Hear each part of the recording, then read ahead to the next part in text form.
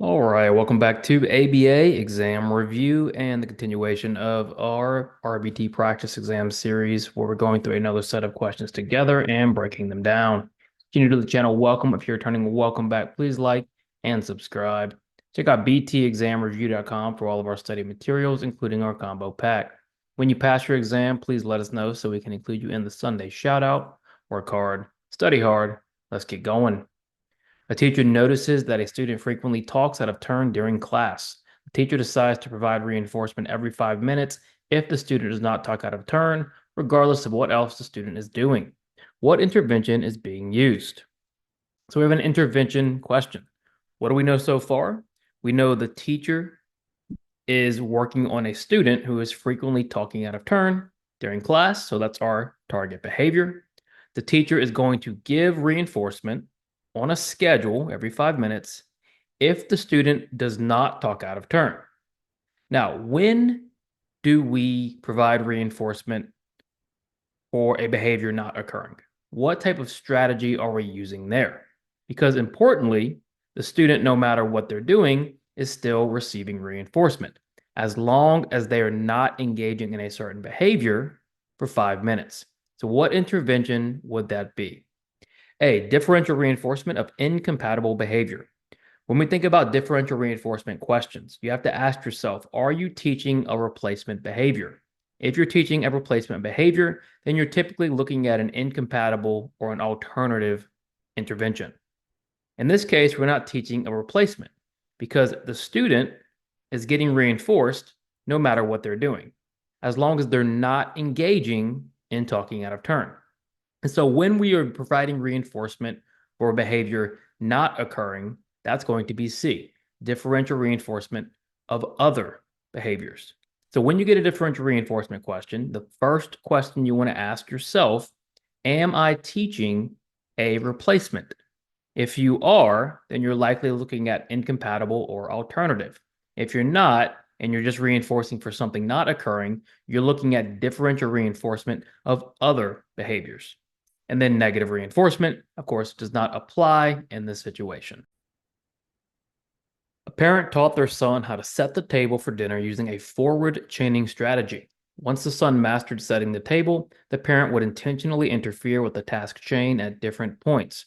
What was the parent most likely trying to accomplish? Now, we're looking at the parent's behavior, right? And with behavior questions, you want to make sure you know what behavior we're focusing on. What do we know about the parent so far? We know the parent taught the son how to set the table using a forward chaining strategy. And we know the son mastered setting the table. So the parent successfully taught setting the table with forward chaining, skill is mastered. Now, parent is intentionally interfering with the task chain at different points. What do we call it when we have a skill that is mastered or essentially mastered, and then we go in and start interrupting the chain?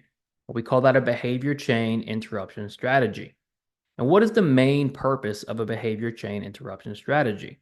The main purpose is to evoke new behavior because task chains in a teaching environment are going to be different than task chains in a real life situation.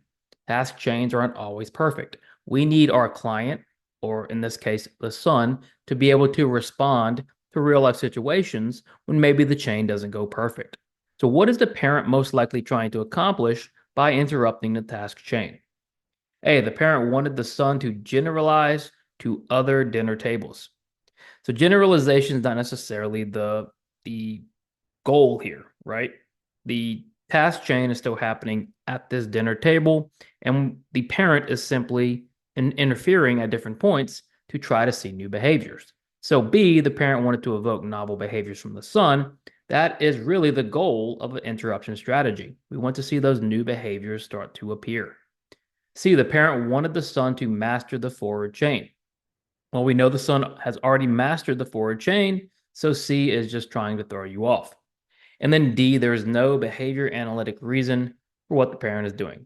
Sure, there is. A behavior chain interruption strategy is a behavior analytic approach or intervention where we are trying to interfere with the task chain to evoke novel behaviors. So, what is the parent most likely trying to accomplish? B, Parent wanted to evoke novel behaviors from the son. A child often refuses to complete homework after recess. A teacher starts allowing the child to choose their first homework task they will need to complete after recess before going to recess, and the refusal behavior decreases. What component is the teacher modifying? So let's think about this. What is the teacher changing, right? Because when we talk about modification, we can be modifying antecedents, we can be modifying consequences. What point in this situation is the teacher modifying? We know the child refuses to complete homework after recess. Well, the teacher is not focused on after recess, right? The teacher is now allowing the child to choose their homework task before going to recess. So essentially, the teacher is getting out in front of it, right?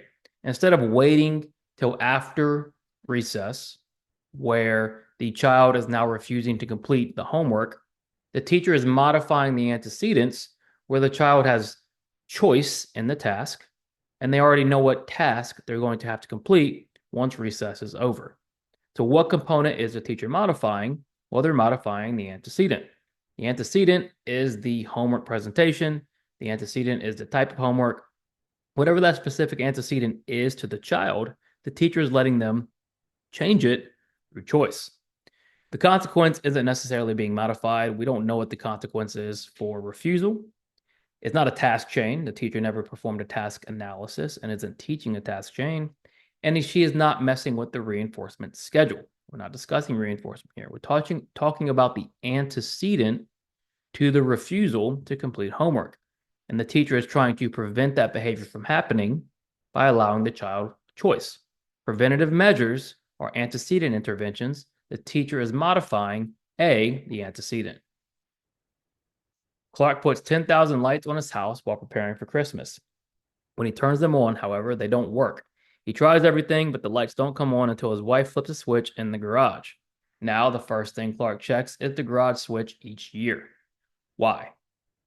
Why would Clark now check the garage switch each year? The first thing he checks. We know he put all the lights on his house. We know when he tried to turn them on, they didn't work. He tried everything, but the only time the lights came on was when his wife flipped the switch in the garage. So what is that switch now signaling? That switch is now signaling to Clark that reinforcement is available for flipping the switch. So due to the positive reinforcement that was received once that switch turned on, the switch is now signaling reinforcement is available. So Clark is going to check that garage switch because he knows reinforcement is available if that switch is on. So A, positive reinforcement, is the reason Clark is now checking that garage switch each year. It isn't negative reinforcement, right? Because the lights are coming on, the switch is flipped. Consequence is the lights come on. And it isn't positive or negative punishment because Clark's behavior increased. And reinforcement increases, punishment and extinction decreases. So since the garage switch led to the lights coming on, Clark is going to check the garage switch due to positive reinforcement. A behavior technician feels uncertain about how to implement a new data collection method. They schedule a meeting as soon as possible with their supervisor and ask for specific guidance to improve their performance. What skill is the behavior technician demonstrating? Pretty straightforward question, but this is a task list item. What is the technician doing? They are uncertain about this new data collection method.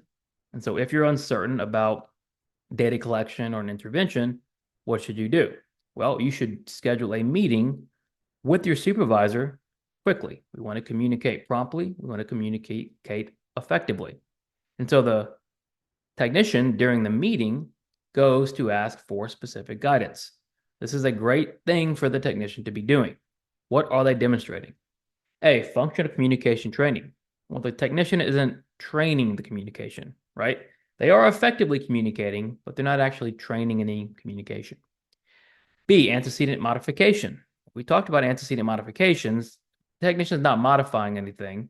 They're just meeting and discussing and communicating their needs, which is a task list item. What they're doing is C, effective and prompt communication with their supervisor. It's a requirement. This is how it's done. If you're confused about something, if you're lost with something, you need to schedule a meeting and get it worked out. And then D, providing feedback to the supervisor. Supervisor feedback is important. That is not what is occurring here. What we're looking at here is the effective and prompt communication with the supervisor by the technician. Thanks for watching. Please check out btexamreview.com for all of our study materials. Like and subscribe. Let us know when you pass so we can include you in the Sunday shout out. Work hard, study hard. See you soon.